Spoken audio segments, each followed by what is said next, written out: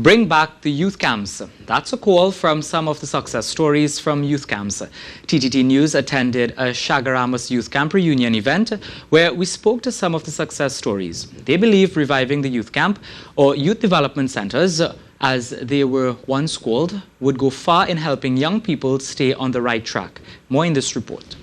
A simple setting for their first reunion in 31 years. A bubbling pot and some drinks. But for the members of the 87-88 Chaguaramas Youth Camp, it meant so much more as they recall their time together. We came from different backgrounds, different walks of life, from San Fernando, Cedras, Guaya, Grande, even Tobago. And when we went there, it was people from different communities, so we didn't know anybody. At the end of the day, we had to live together, train together, and that is where the unity came. They don't have that unity now as it had before in our time.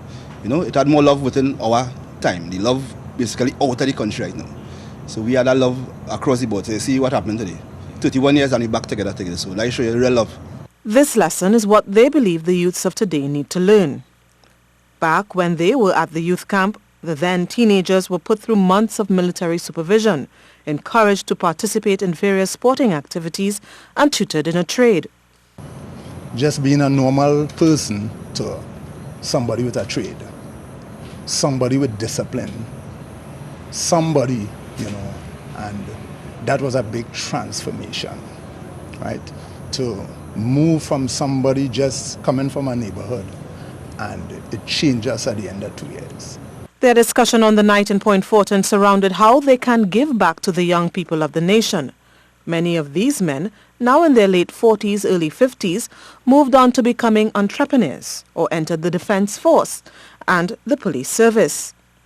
Expressing concern for the way things are now, they are willing to put their support behind the experience that transformed them from boys into men.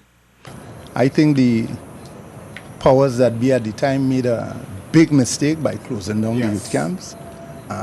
You had 4 youth camps in Trinidad and Tobago, and I think none occupied right now. The youth camps were stationed in Chaguaramas, Chatham, Tobago, and there was an all-girls youth camp in El Dorado, the first of its kind in the Caribbean. There have been attempts to revive the essence of the youth camp. The most recent incarnation is the military-led academic training program, MILAT, which was designed to help at-risk young men aged 16 to 20 years. However, these men believe there needs to be more than this.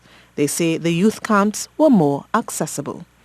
Stacey Ann Providence, TTT News.